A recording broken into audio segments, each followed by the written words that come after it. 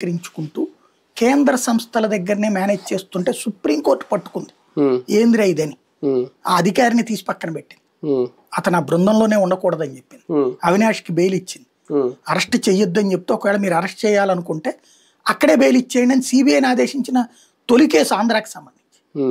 అంత సీన్ జరిగింది. అంటే ఎంత ప్లాన్డ్గా అప్పుడే జరిగింది అది. ఇంకోటి ఎవడు దస్తగిరి అనేటటువంటి నేను గొడ్డలతో నరికానండి, గుండె మీద వేసానండి, నాకు సో గంగిరెడ్డో అతని పేరు ఏదో ఎర్రగంగిరెడ్డో ఏదో చెప్పాడు, బాగానే ఉంది.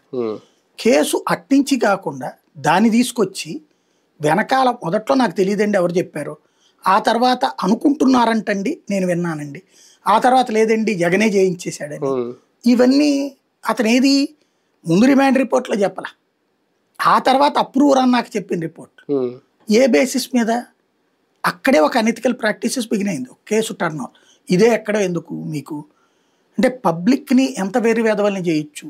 కోడి కత్తి జగన్ తనే కోసుకున్నాడు, రాయి జగన్ తనకి తనే వేసుకున్నాడు.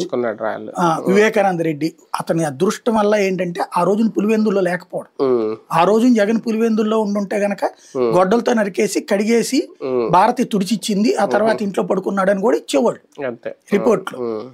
అలా అతను ఆ రోజున లేకపోవడం అక్కడి నుంచి రావడం వల్ల అతను బతికిపోయాడు.